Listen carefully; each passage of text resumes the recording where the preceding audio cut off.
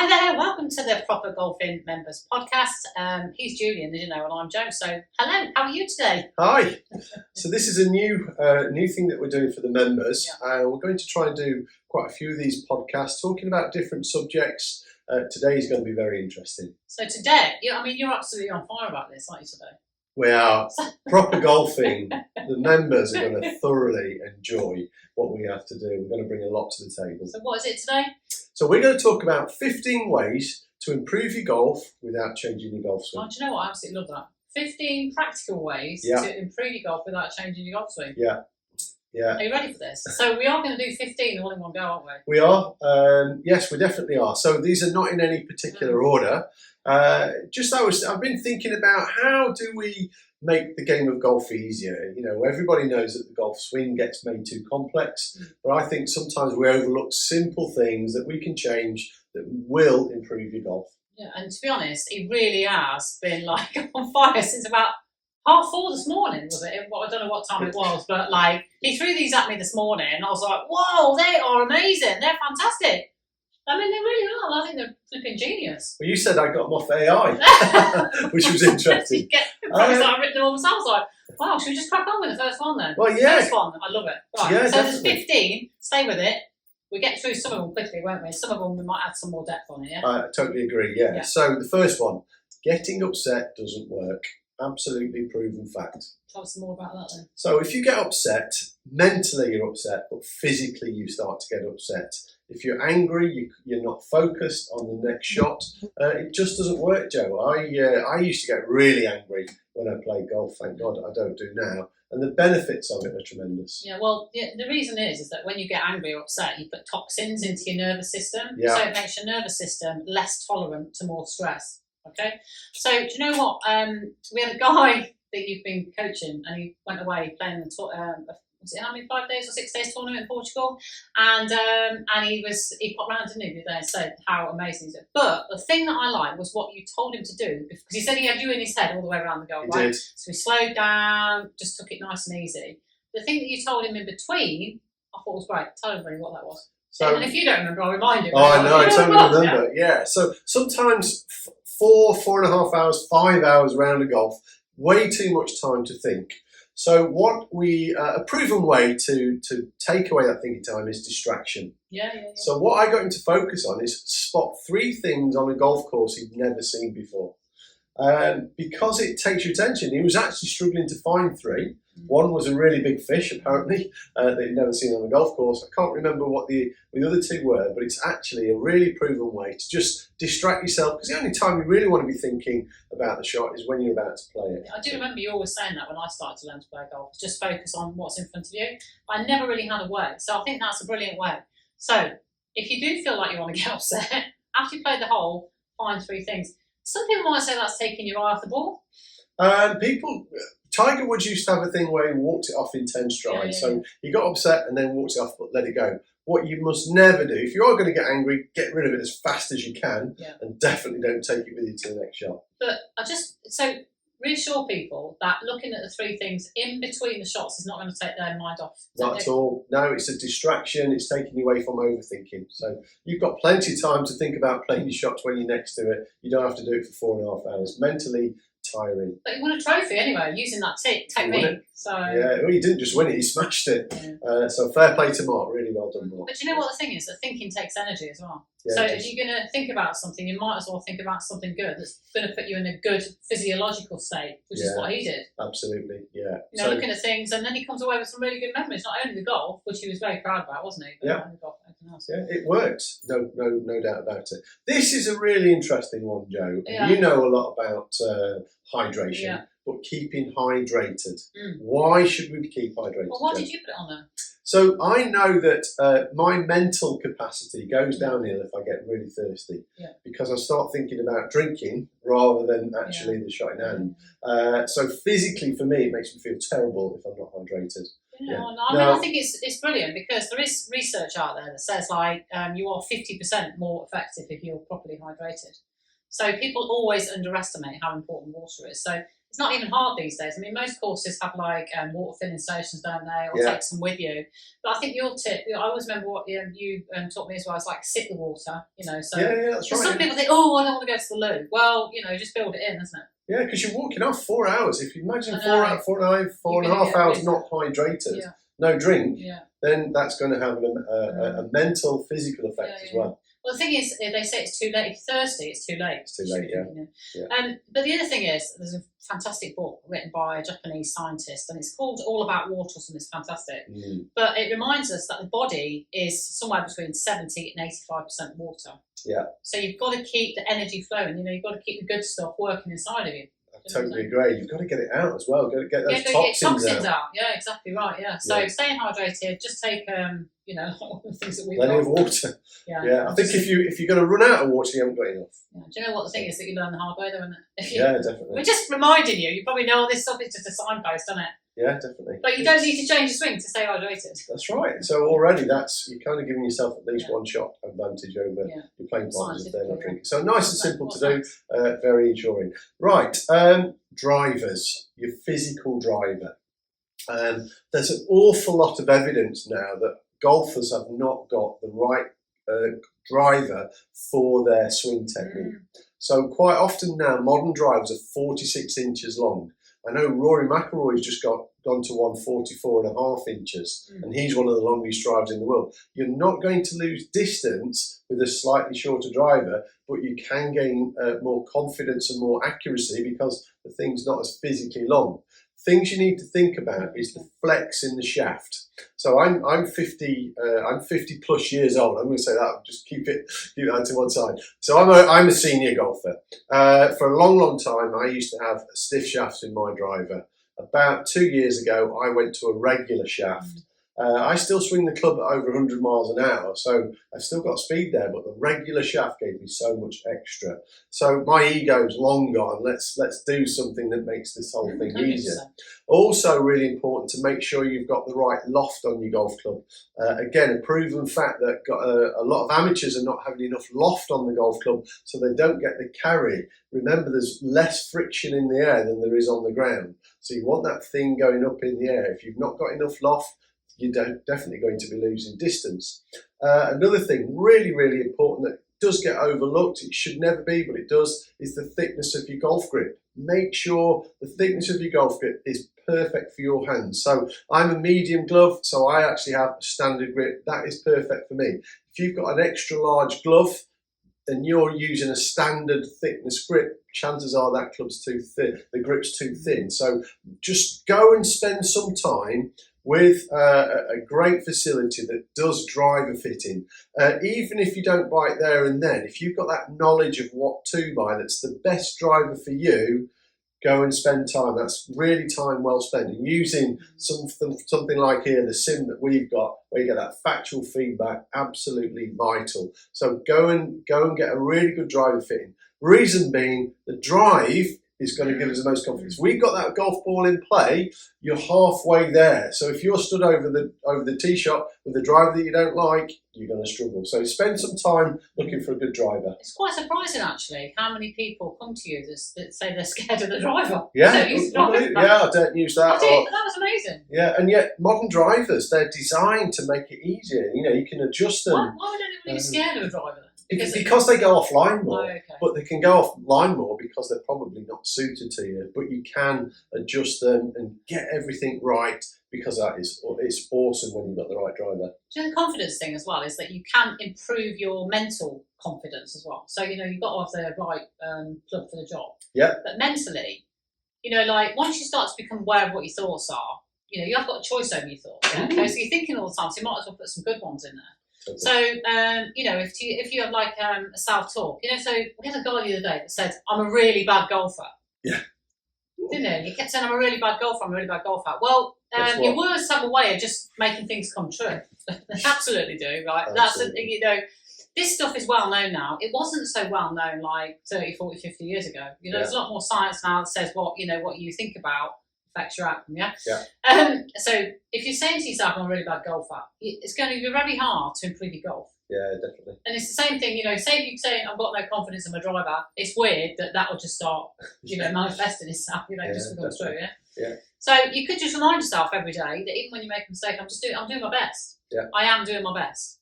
And the more you say it, the more confident you get. Absolutely, Joe. So confidence is huge, absolutely huge. So the next one, play the same type of golf ball. It sounds so simple to do. How many times have we got a load of mixtured golf balls in our golf bag that all perform differently? So some might be good off the tee, might not be good at chipping and putting. Some might be good for chipping and putting, terrible off the tee. Make sure you play the same ball. It's like changing your club every single time you hit a shot. So, you wouldn't go and change your clubs every single time you play. Don't change your ball every single time you play. Play the same golf ball. Really simple. Yeah. Marty, we're fucking on them now, aren't we? Yeah. So we talked about getting upset doesn't work. We talked about keeping hydrated. We talked about drivers, balls. Yeah. What's next? Warm up. Yeah. 5-minute warm up. Find a way to warm your muscles up. So how many times do we hear it, Joe, in our academy, that people go, it takes me 4 or 5 holes to get warmed up.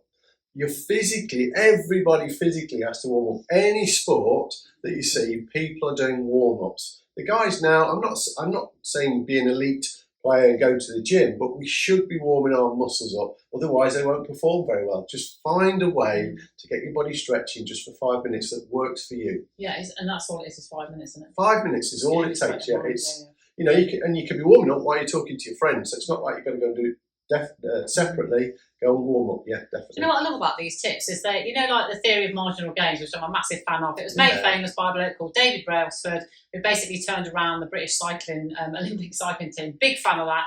That's what these are. They're 1%, right? But the great thing about them is they're easy to do, but easy not to do. So that's why some people don't do it. Absolutely. And yet, if you're aware of it, once you become aware of it, you go, well, why didn't I do that in the first place? Yeah. But sometimes we need to. I say to people, there's no such thing as a silly question. There is no such thing as a silly question. What we don't know, we don't know. But if we can help you learn just by sharing some of this information, it's going to have some value. Yeah, without question. Next one, get rid of your lob wedge. None of these, they're so good. Now, if you're really confident with your lob wedge and it's your favourite golf club, don't get rid of your lob wedge. But the reason I say get rid of your lob wedge, most people, I'm going to say most amateurs, always come up short.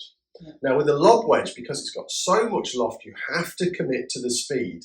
If you slightly decelerate, your golf ball's going to come up short. Where do hazards normally sit? In front of the green. So get rid of your lob wedge. Even if you do it for a month, see what happens. See if it changes your score. Sounds simple? Do you know what I'm going to say? Okay, so here's the challenge, right? Get rid of your lob wedge and put a picture in the clubhouse in our members area, right? Yeah. Get it stashed away somewhere. Be brave. Make the decision. Get rid of your lob wedge. I want to see some pictures. Yeah. Sand wedge has still got probably 55 degrees of loft on it. It's still got a lot of loft. You can alter the face a little bit. But yeah, get rid of it. Yeah. It's if it's not there, you can't play it. Yeah, exactly. Next one. This is a slightly different way of thinking, and I'm not saying you should do this all the time, but 100% you should do this when you're practicing. Only take out 8 golf clubs. Yeah. Why? Yeah, tell us why. Well, why? I think I know why, but yeah. What? So, indecision. So if you're stood over there, is it a 6 or is it a 7? If you've only got a 7, you have to commit to the 7. So it actually creates more commitment. I used to be a pro at a golf club not too far away from here. We used to have a 5-club competition. Some golf courses have 3-club competitions. You wouldn't believe how good the scores were because they have to commit to that club because that's the only one they've got. So they have to. The commitment's massive in golf. Massive, Joe. Absolutely massive. Do you know what I think that's a bit like? When you go to a coffee shop, you want to order a coffee, and you go, I just want a coffee, and they go, well, you can have a latte, you can have espresso. And they, oh my life, I'm so confused. I just came here for a coffee. Confusion. So if you've got clarity rather than confusion, chances are you're going to play a lot better golf. Yeah. Nice okay, and simple. Yeah. Right, now this is going to be a challenge for some of you guys. I would say if your dad was still playing, this would be a huge challenge for him. Only take out 5 golf balls with you. No, we'd have. Honestly, his heart rate would start. He wouldn't be able to cope with it. I think we counted one day over 100 golf balls in his golf bag. Now, we did, absolutely. Why do I say that, Joe? Why do you think I've said only take out 5? Because again, it's a self-fulfilling prophecy, isn't it? you're planning to fail. Basically, that's what you're doing. You know, Not if you're taking out 30, you don't trust yourself to play. So if you're taking out 30 golf balls, you're planning to use 30. Yeah. You might not lose 30, but you're starting with that mental approach. Absolutely. Now, every time we lose a golf ball, that's 2 shots. Yeah. So if we've lost 6 balls, just because we've got another one in our pocket or another one, a spare one in our bag, like you took in 12 shots away. If you've only got 1 golf ball, and I actually played a tournament with the old Bellata ball that didn't last very long, and I kind of got through. I hadn't lost them, but they used to split. I got 1 ball left to play the last 8 holes, and they don't normally last 8 holes. But by God, was I careful. 100% committed. And I definitely didn't lose any, and I had to keep it in play. Yeah. So if you've got loads of golf balls in your bag, you don't really care, you hit it anywhere. Yeah. Chances are you're going to... I mean, the thing to do is experiment with these things, isn't it? I was just thinking, it just reminded me of an Apprentice story, so very quickly. Yeah, definitely. It was on a telly show a few years ago called The Apprentice, right?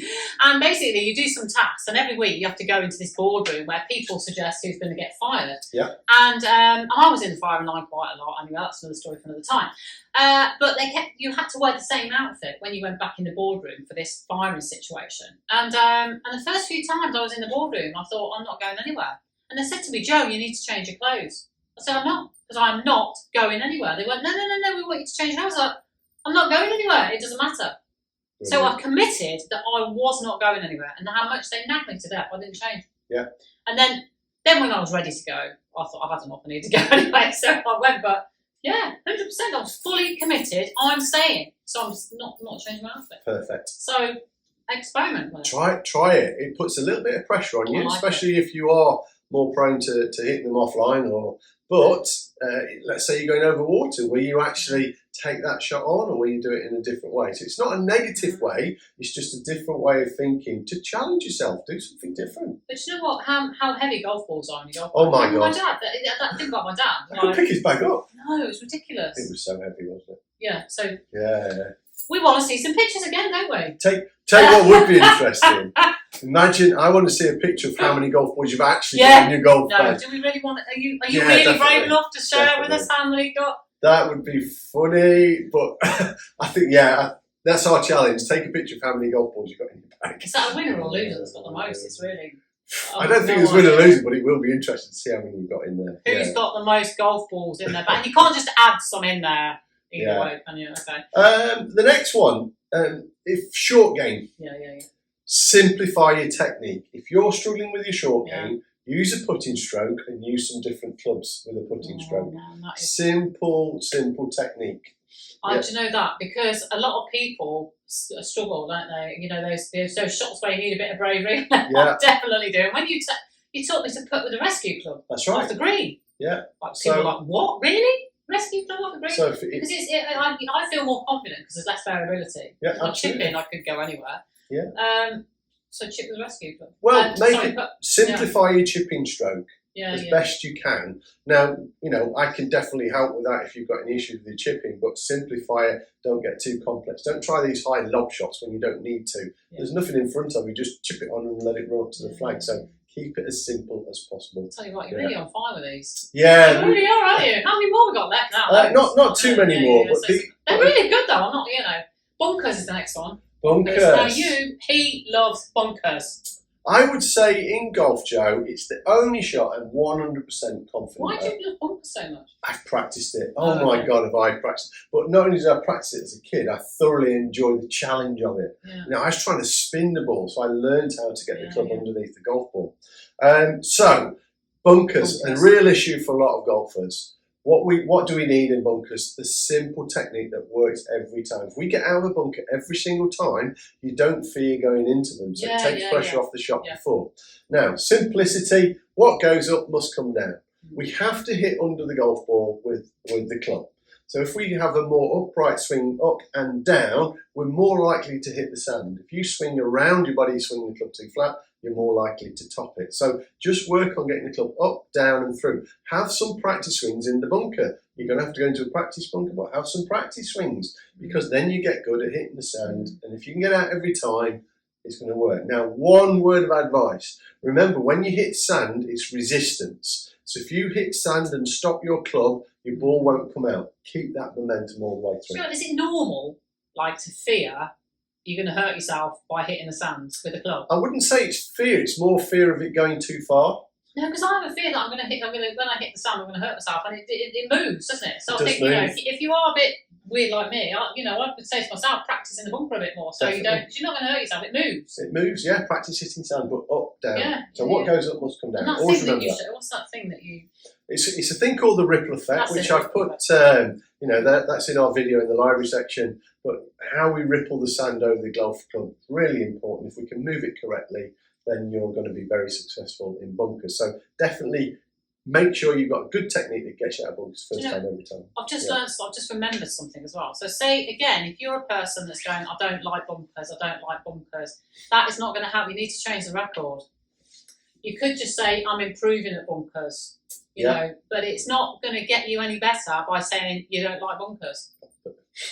Absolute true for everything. It's just true for life, isn't it? It's definitely true. Well, Definitely don't get involved now. It's not going to help. So you could just use a more positive story. I'm getting more used to bunkers. My bunker play is improving, or whatever it is. And even if you don't think it is, you've got to say it long enough till it does. Absolutely, yeah. This one's an interesting one. Stop trying to make pars and birdies. Yeah. More importantly, stop making double bogeys. Yes. How are you going to stop making a double bogey? They're the one that keeps the score up. Not the pars and the birdies are going to reduce it. If you're taking doubles, triples, quadruple bogeys, find a way to stop doing that. Play smarter. If there's a hole that you're struggling with, try and find another way of getting it into the hole in a bogey or less. But stop trying to make birdies. Generally, if we're going for birdies and pars, we're attacking flags. They don't always put the flags in the right place. They go into a hazard before you know you're taking a double bogey, just because you're trying to make a birdie. Let's play smart rather than courageous, dare we say sometimes. Do you know what? I always love it when you say, if you've got 6, take 6. Yeah.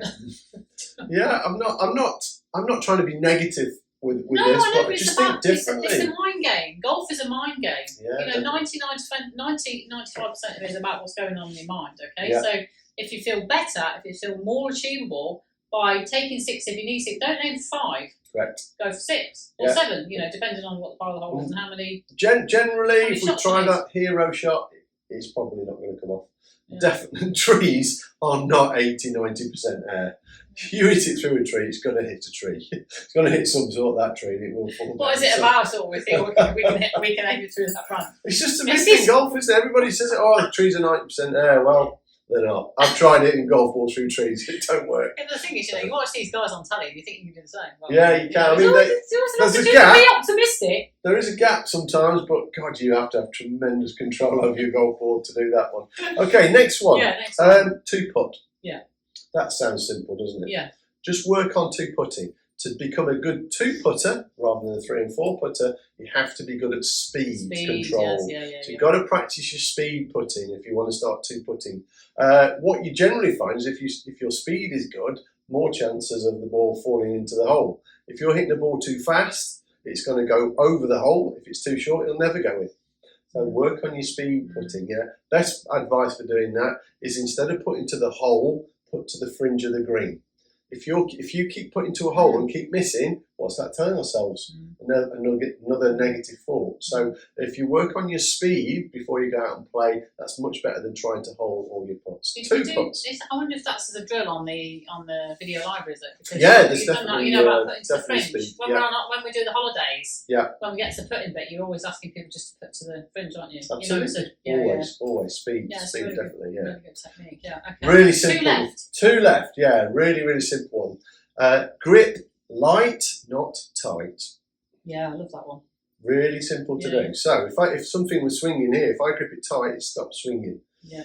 So you want that lovely momentum. So if you can hold the club lighter, that's not to say it's sloppy or it's loose, but lighter. If you lock it all up, it stops swinging. Yeah, not good. Well, there's something to do with the grips in relation to that. So how many people do I get who come in here with really bad grips? So mucky grips. Mucky, old, shiny. If they're shiny, oh my God, please go and get your grips changed.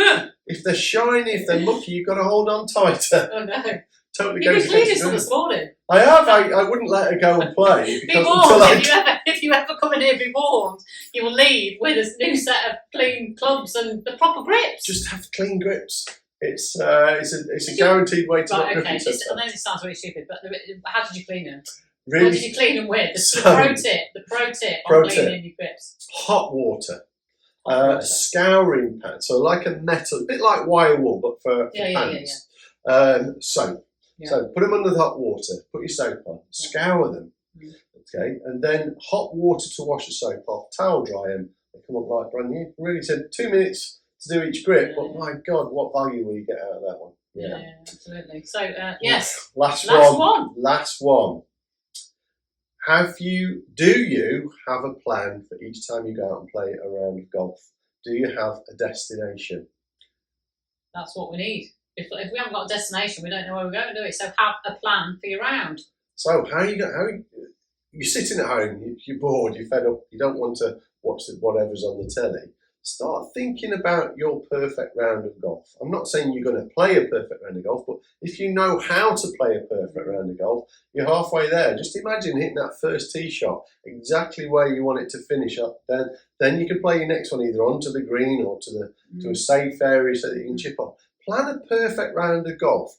Make it fun though. So a way that I like to see a golf course is use Google Earth. Yes, that's I don't know if any of you have ever used Google Earth before, but there's a brilliant tool on there, a measuring device, and you can do in yards from point A to point B. So if you've got, say, a carry that you need to go over a ravine or over a lake, you can actually measure it from a point, how far is it to actually carry it. If you can't carry that 10 out of 10 times, then play it a different way. So have a plan for your next round of golf. Know your destination. What do you want to shoot? Do you know, there's a well-known saying that everything's created twice, once in your imagination and then once in reality. So it starts there. 100%. Yeah. So I think you're absolutely right about imagining your perfect round. Two great words, imagine it. Imagine if you played the perfect round, how would that feel? Imagine it. So it starts in your imagination first. In fact, most successful sports people do that. Like, the Tom Daley, the diver. Yeah. And people like that, divers especially, they imagine it, but then when they're hitting the water, they imagine what it sounds like, what the crowd's like. So they actually put themselves in that situation before they play. You see it like the Formula 1 drivers as well, don't you? Sat in their cabs and they're really nice clothes and they're going around. Or the rugby players, don't they, with the ball? They all start to. We started like watching Johnny Wilkinson, wasn't it? To start with, when he started visualising the ball, we thought, what's all that going on? That's weird. But yeah, so it's all creative first in imagination. Absolutely. So I mean, these are 15 tips. We're definitely going to have a whole lot more. I did wake up at 4:30 this morning, and I thought, what can we do now to really start to help the members of proper golfing? How are we going to make this game of golf more simple without taking away the joy? We're not trying to say you've got to become a robot, but thinking about things differently, chances are we're going to be a bit better off. So. I mean, I was asking you, why do you do what you do the other day? I think it's really important. Proper golfing is more than just a way that you come to learn, isn't it? You're on a mission. Remember what you said? I love it. I love it. I love golf. I was like, well, why do you do it? Yeah, so you love it. And then what else did you say after that? Probably a lot. Go on, remind me. When you said that you wanted everybody else to love it just as much as you did. 100%. And I thought that's why he does what he does, because he absolutely loves it with a passion, and you want to make it as simple as everybody else, don't you? But then the other thing I asked you was like, what got in the way before? I was trying to be perfect. Yeah, perfect. Yeah, I know, I love that. Oh man, that's cost me so many years and so many bad rounds of golf trying to be perfect. What I wasn't is smart. I just thought I was just trying to have that perfect swing. If it wasn't a perfect shot, I got angry. Well, there's no such thing as perfect, is there? No, there isn't. In fact, perfect is the lowest standard you can set yourself. They often say that. Yeah, and it doesn't happen. Doesn't happen, and you miss out on the joy. Yeah, we play this. It's a game, remember. It's not life or death. Some people it's more than that, but it's not actually life and death. And and you've got to start to enjoy it. But we can make it enjoyable by simplifying it. Can't be a bad thing. Yeah, 100%. Yeah. So before we go, we just need to say hello to all the new members. Hello. So, great to have you as members. You know this is going to sound like the Eurovision Song Contest. Yeah. So we've got new members from San Francisco. Cool. Hello in America. Morocco. hello in Morocco, New Zealand as well, wowzers. Brilliant. And then we've got one from just down the road. In Leamington. Royal Leamington Spa. How cool is that? That is brilliant. That is really good. Yeah. We've got a lot of members all over the world, haven't we? Yeah, we have members all over in the world. America. If you're a new member and you haven't received a call from me yet, let me know. I think I'm on top of it. So whenever a new member joins now, I'll give you a call just to make sure that you know what's going on. Yeah. So if you haven't received that call, or if you have received an email from me and haven't responded yet, please do that, because we want to make sure that you get your most from your membership. But yeah, I hope you've enjoyed this podcast. Anyway, we're going to be doing more members-only podcasts. We are going to be getting some guests on as well. That's what. Because we've got that really nice guy, haven't we? Your chat that you had with Lala. Yes. Yeah. We won't mention his name yet. Oh, why not? No, it's not right to. It's not right to. But we will be. We are going to be having some really nice speakers on. If you've got any friends who definitely would add value to the members of Proper Golfing, and you think they're up for a chat, definitely put them in touch. Yeah, because somehow we're going to get them on Zoom. Yeah, we can do that. We can easily do that. So we want this to grow. We want all the members all over the world to really improve their golf game, and if we can do that by sharing some great information and stories, then so be it. We're on a mission, Joe. We're regularly. I think you're regularly on the community areas, aren't you? Absolutely. Yeah, you must remember that, the 19th hole.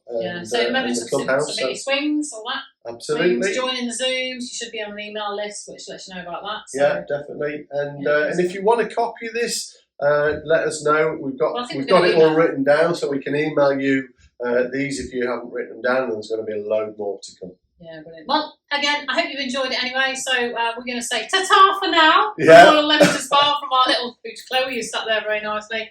And we'll see you again next time. See you in the next one. Care. Bye. Bye.